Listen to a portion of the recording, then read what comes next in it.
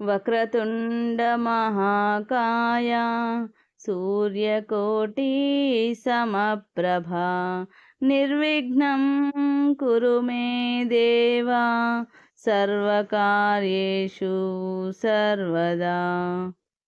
గురుబ్రహ్మా గురుర్విష్ణుః గురుర్దేవో మహేశ్వరః గురుః సాక్షాత్ పరబ్రహ్మ తస్మై శ్రీ గురవే నమః. చతుర్థ దత్తావతారులైన శ్రీ సద్గురు మాణిక్య ప్రభు మహారాజుల వారి చరితామృతము ప్రతిరోజు పారాయణ ప్రారంభించే ముందు శ్రీ మాణిక్య మానస పూజా స్తోత్రం పారాయణ చేసిన తరువాత ఆ రోజు పారాయణ ప్రారంభించవలెను. శ్రీ మాణిక్య ప్రభు చరితామృతము 20వ రోజు పారాయణం. గులాం ముస్తఫా ఖాన్ అనే ముసల్మాను ప్రభువుపై ఉన్న ఆదరాభిమానాలతో మాణిక్ నగర్లో నివసించే వారికి సహాయం చేసేవారు. ప్రభువు మొదట ఏ బిల్వ చెట్ల కింద కూర్చుని ఉండిరో అకస్మాత్తుగా ఆ చెట్లు మధ్యాహ్న సమయంలో అందరి ముందే కాలిపోయాయి. పచ్చగా ఉన్న చెట్లు కాలిపోవడం చూసి అందరూ విస్మయులయ్యారు. దీని మర్మం ఎవరికీ తెలియలేదు. ముందుగా ప్రభువు ఎక్కడైతే కూర్చున్నారో ఆ చెట్లు కాలిపోవడం వల్ల ఎంతో మందికి ఇది అరిష్టంగా అనిపించి ప్రభువు ఈ ప్రదేశం విడిచి వెళ్ళాలనుకునేవారు పోగయ్యారు. ప్రభువు ఇంత సామర్థ్యులై ఉండి బిల్వ వృక్షాలు కాలిపోవడం మంచిది కాదని భక్తులు దాని గురించి ప్రభువును అడిగారు. వాళ్ళ ఆలోచన ప్రభువు తెలుసుకుని, చూడండి, మీరంతా శంకర భక్తులు, మీరు ప్రయత్నిస్తే కాలిన ఆ బిల్వ వృక్షాలు సజీవమవుతాయి. 8 రోజులు చెట్లు ఉన్న ప్రదేశంలో పాలతో అభిషేకం చేసి చూడండి, మీ భక్తికి శంకరునికి ప్రసన్నత కలుగుతుంది అన్నారు. కొంతమంది అలాగే చేశారు. ఆశ్చర్యంగా ఆ చెట్లు పూర్వంలాగా తిరిగి చిగురించాయి. ఈ సంఘటన చాలామంది సమక్షంలో జరిగింది. కొందరు చూసేవారికి వృక్షంపై ఉన్న బ్రహ్మరాక్షసులకు ప్రభు దర్శనంతో స్పర్శతో ముక్తి లభించిందని అర్థమైంది.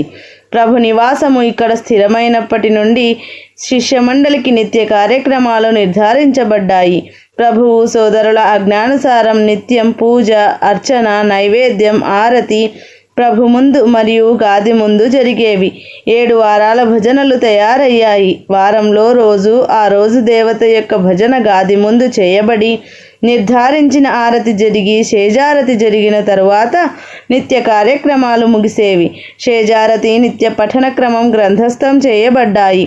భజనలో సర్వ శిష్య మండలి సేవకులు పాల్గొనేవారు. అన్నీ తాత్యా మహారాజుల వారు క్రమ పద్ధతిలో జరగాలని చెప్పడం వల్ల అందరూ అలాగే నడుచుకునేవారు. గాది ముందు ఏదైతే ధనం పోగవుతుందో అది భయమ్మ కుటుంబ యోగక్షేమాలకు వినియోగించుకునేవారు. భండారు ఖానాలోని అన్నపూర్ణ అందరికీ అన్నాన్ని సంపూర్తిగా అందిస్తుండేది.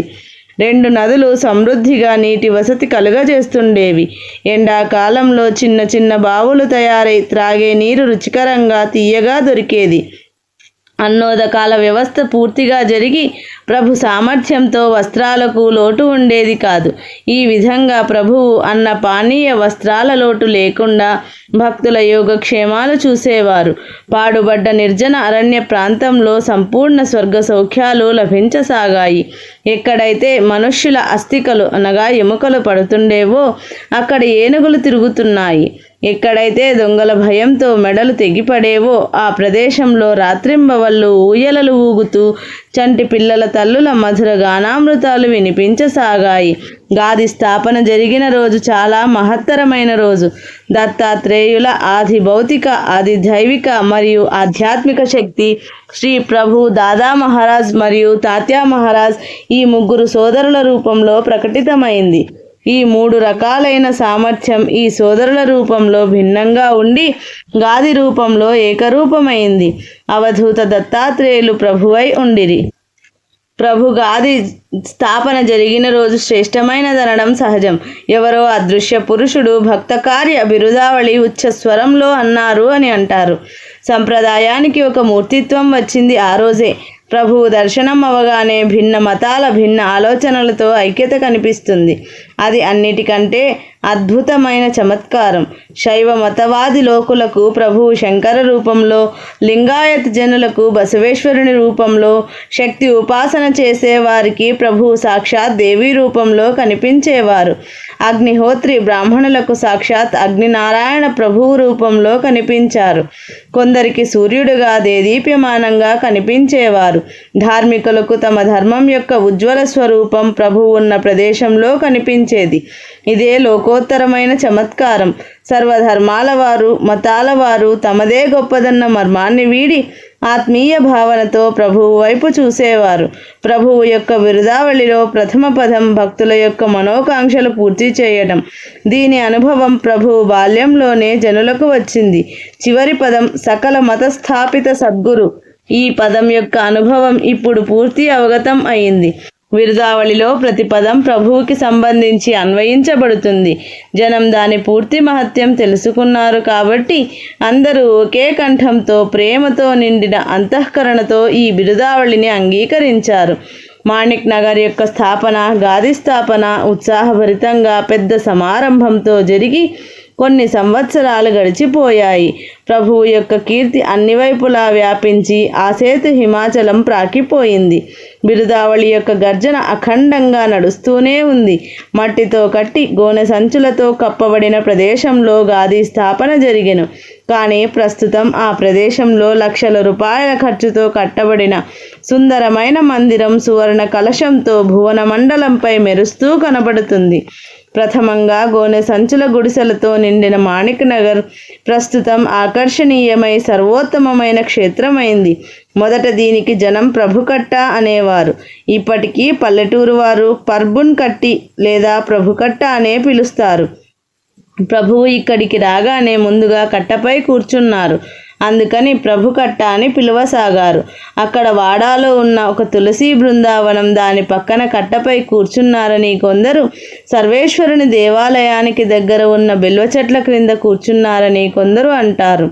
అప్పటి బిల్వ చెట్లు ఇప్పుడు కనిపించవు.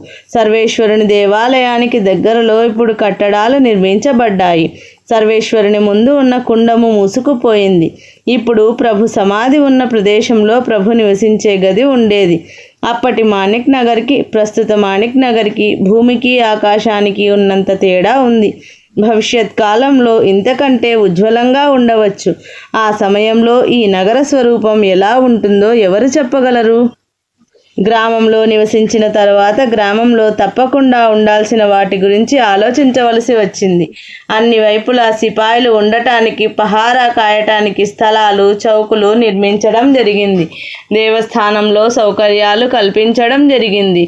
కళ్యాణ్ నుండి ప్రభువుతో ఆటలాడిన వారు వచ్చారు. వాళ్లకు ప్రభువు బాధ్యతాయుత పనులను అప్పచెప్పారు. బప్పాచార్య అనే ఆయన వైష్ణవులైనా కూడా ప్రభు భక్తులై ఉండేవారు. ఈయన వస్తూ పోతూ ఉండేవారు. ప్రభువుతో నిరంతరం బ్రహ్మచారి చిమన్య, గోపాల్ బువ, లంగోటి రామన్న ఇంకా అనేక మంది నిత్యం ప్రభువుతో ఉండేవారు. రామన్నది దుబుల్గుండి. ఆయన సోదరి సుందరమ్మ ఇక్కడే ఉండేవారు. వెంకమ్మ ఉండే ప్రదేశం విడిగా ఉండేది.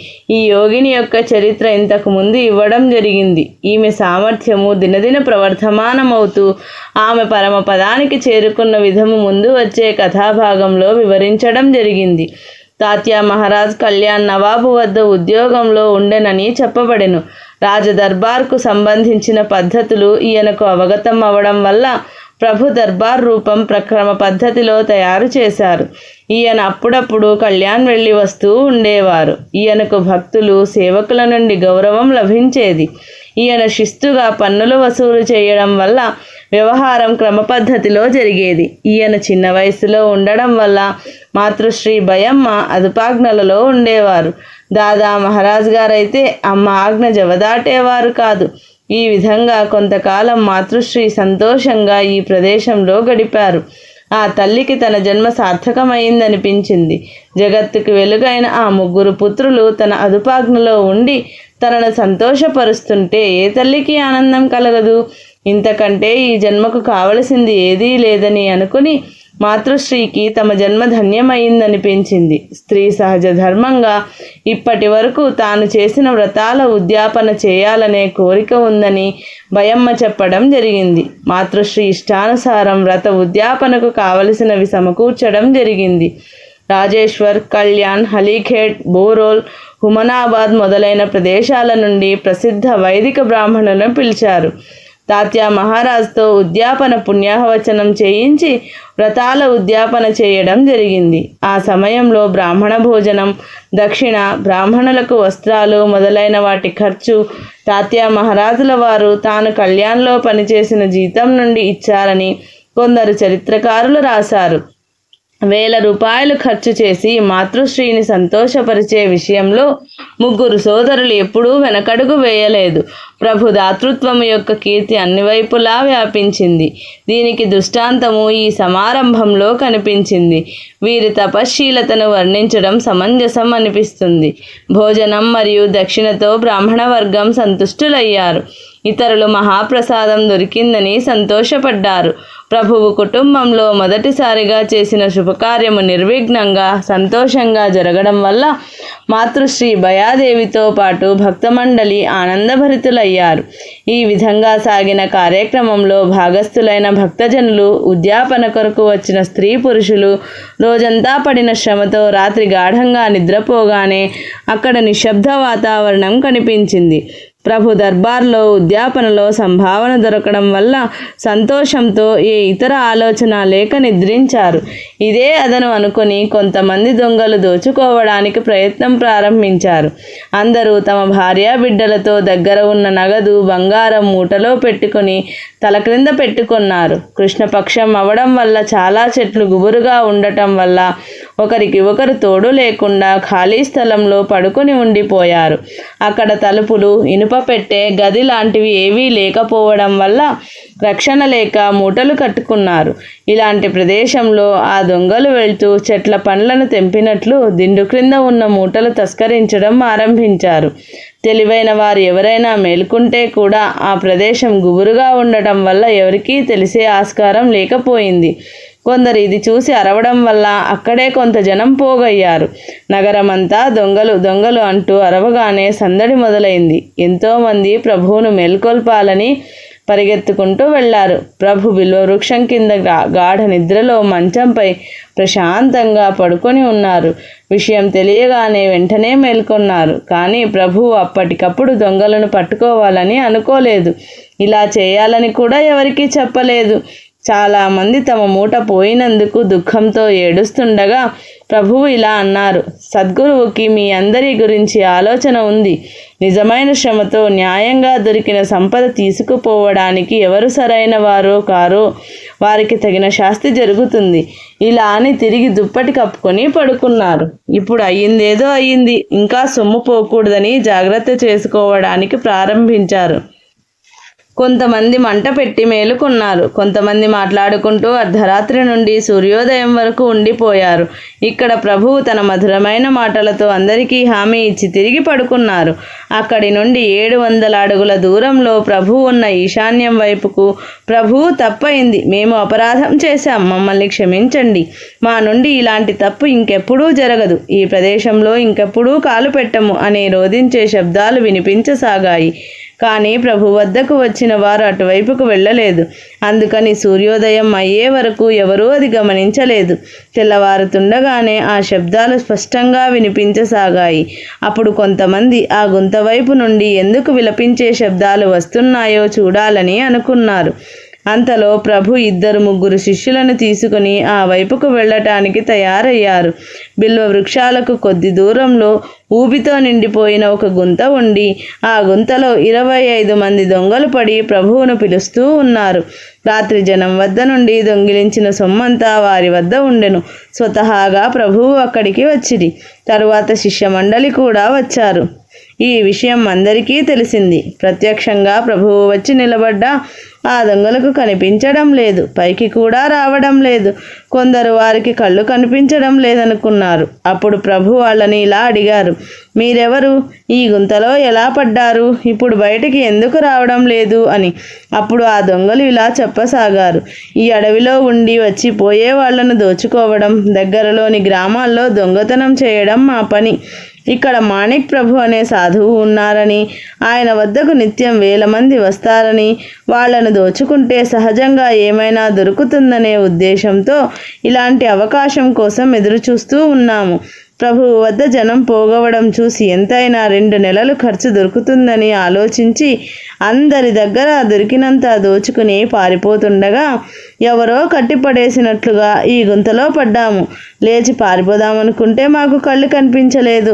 ఇక్కడి నుండి ఎలా వెళ్ళాలి, ఏం చేయాలి?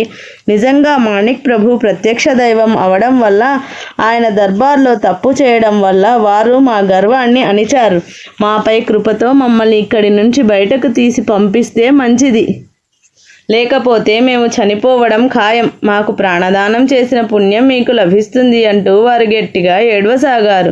వాళ్లలో కొందరు శిష్య మండలిని తమలాగే భావించి డబ్బులు ఇస్తామని ఆశ చూపారు. మాపై కృపతో కళ్ళు పూర్వంలాగా వచ్చేటట్లు చేసి ఈ సంకట పరిస్థితి నుండి ముక్తి కలిగిస్తే మేము జీవితమంతా వారి ఉపకారం మరువము. మాణిక్ నగర్ వైపుకు మళ్ళీ రాము. కావాలంటే ఇంకో దగ్గర దోపిడీ చేసి ప్రభు దర్బార్కి ఇస్తాము. ఈ విషయం ఎవరైతే ప్రభువుకు చెప్తారో వాళ్లను మా నాయకుడిని చేస్తాము. ఇలా అనేక విధాలుగా వారు వేడుకోసాగారు. ఆ దొంగల దైన్య స్థితి చూసి ప్రభువు అంతఃకరణలో దయ కలిగి వారి స్థితికి నవ్వు కూడా వచ్చింది. తన శిష్యులతో మొదట వారిని గుంతలో నుండి పైకి తీసుకురమ్మన్నారు. తరువాత తన శిష్య మండలితో, చూడండి, సద్గురువుకి తన భక్తుల రక్షణ చేయవలసి ఉంటుంది. మనుషులు చింతిస్తారు, కానీ చేయించడానికి ఆ గురు మహారాజ్ సమర్థులై ఉన్నారు. ఆయన ఎప్పుడు అన్యాయం జరగనివ్వరు. ఈ విధంగా శిష్య మండలిని సమాధానపరిచి పాపపుణ్యాల గురించి ఆ దొంగలకు కూడా బోధించారు. ఇది విని వారికి పశ్చాత్తాపం కలిగి ఇలాంటి పనులు తిరిగి చేయమని శపథం చేశారు. తర్వాత ప్రభువు వాళ్ళ దగ్గర ఉన్న మూటలలో తమ మూటలను గుర్తించి తీసుకోమన్నారు. తన అమృత హస్తంతో జనాన్ని నిర్భయంగా ఉండమని చెప్పారు. ఎవరి సొమ్ము వారికి చేరగానే దొంగలకు తిరిగి చూపు లభించింది. ప్రభువుకే కాకుండా పూర్తి పరివారానికి నమస్కారం చేసి తమ ఇళ్లకు దొంగలు పయనమయ్యారు. వాళ్లలో కొంతమంది ప్రభు వద్ద సేవ చేస్తూ ఉండిపోయారు.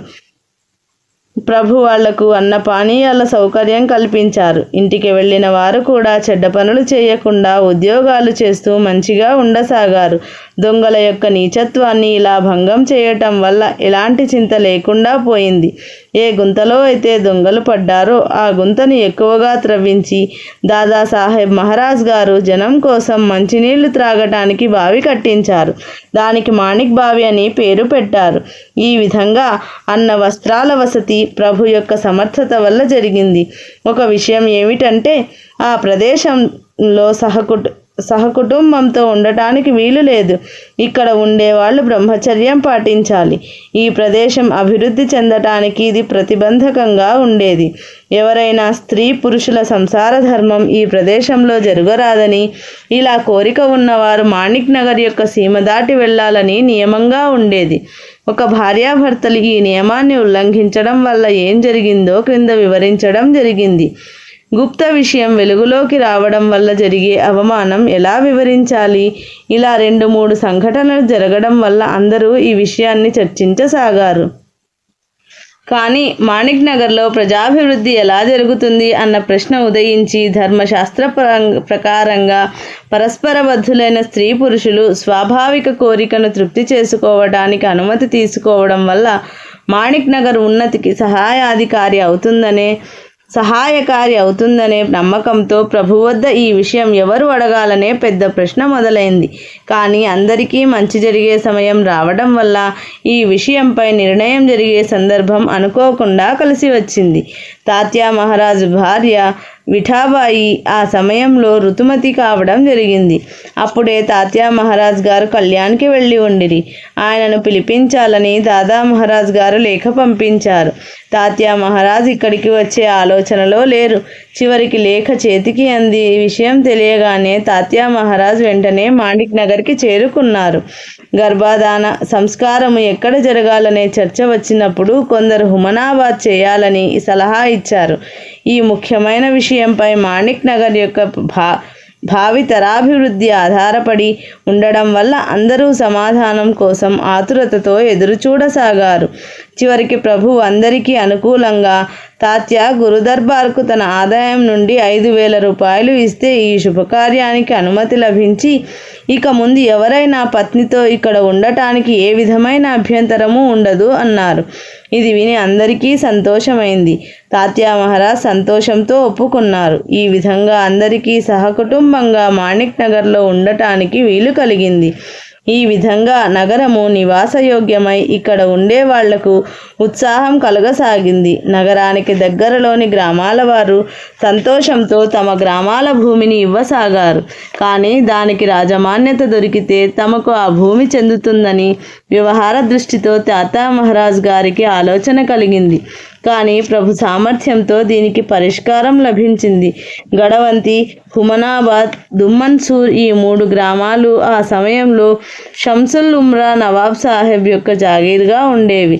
నవాబ్ సాహెబ్ ప్రభు యొక్క కీర్తి విని ఉండిరి. సన్మానపూర్వకంగా పిలిచినా కూడా ఇలాంటి మహాత్ములు తమ జాగీరుకు రావడం కష్టం. అలాంటి అవకాశం అనాయాసంగా రావటం వల్ల నవాబ్ సాహెబ్కి ఆనందం కలిగింది. ప్రభువు స్థిరంగా ఇక్కడే ఉండాలనే ఉద్దేశంతో పై 3 గ్రామాల భూమిని పట్టా చేయడానికి తన క్రింది తాలూకుదారుకు ఆజ్ఞాపించారు. ఆజ్ఞ ప్రకారంగా ఆ తాలూకుదారు ప్రభు చరణాలపై ఆ పట్టాను సమర్పించారు. ప్రభు విషయంలో ఆ తాలూకుదారు భక్తితో ఉండేవారు. ఈయన సర్వేశ్వర దేవాలయ జీర్ణోద్ధరణకు సహాయం చేశారు. హిందూ ధర్మ ప్రమాణంగా గ్రామంలో దేవాలయం తప్పకుండా ఉండాలి. మూర్తివంతమైన దేవునిగా ప్రభువు మాట్లాడుతూ తిరుగుతూ ఉన్నా కూడా నగర కళ్యాణం కోసం ఇతర దేవాలయాల ఆవశ్యకత కూడా ఉండేది. పూర్వం ఉన్న సర్వేశ్వర దేవాలయం పునరుద్ధరింపబడింది. భక్తుల కోరిక పూర్తి చేయడానికి అన్ని విధాలుగా తయారీ జరిగింది. దాదా మహారాజ్ దేవాలయ పని మొదలుపెట్టారు. ఒక వడ్రంగి తన బండిపై ఒక పెద్ద నల్లరాయిని తీసుకొని వచ్చి ప్రభు ముందు పెట్టి, ఇలాంటి శిల దొరకడం చాలా కష్టం, నాకు దొరికింది, అందుకని మీ వద్దకు తీసుకొని వచ్చాను. దీనిని దేవతా శిల్పం చేసి కూర్చోపెట్టండి, మీకు మంచి జరుగుతుంది అన్నారు. అప్పుడు ప్రభువు ఆయన శుద్ధమైన అంతఃకరణకు మెచ్చి, తాత నీవు చెప్పినట్టే చేస్తాను, నీ ఆశీర్వాదంతో నాకు మంచిదవుతుంది. ఈ శిలతో శంకరుని లింగము తయారు చేసేవారు వెంటనే దొరికారు. కానీ ఆయనకు కళ్ళు చాలా రోజుల నుండి కనిపించడం లేదు. అది తెలిసి ప్రభు తన అమృత హస్తం కళ్ళపై తిప్పగానే కళ్ళు కనిపించాయి. ఆయన ఉత్సాహంతో మంచి పనితనంతో శంకరుని లింగాన్ని తయారు చేశారు. మహాశివరాత్రి రోజు పెద్ద సమారంభంతో ఆ లింగ స్థాపన జరిగింది. మాణిక్ నగర్లో పూర్తి రాళ్లతో కట్టబడిన మొదటి కట్టడము ఈ సర్వేశ్వరుని దేవాలయమే. ఇది శ్రీ మాణిక్ ప్రభు చరితామృతము 20వ రోజు పారాయణము సంపూర్ణం. మంగళాచరణము. శ్రీ మాణిక్య బిరుదావళి. శ్రీ భక్త కార్యకల్పద్రుమ గురు సార్వభౌమ శ్రీమద్ రాజాదిరాజ యోగి మహారాజ త్రిభువనానంద అద్వైత అభేద నిరంజన నిర్గుణ నిరాలంబ పరిపూర్ణ సదోదిత సకలమత స్థాపిత శ్రీ సద్గురు మాణిక్య ప్రభు మహారాజ్ కీ జై.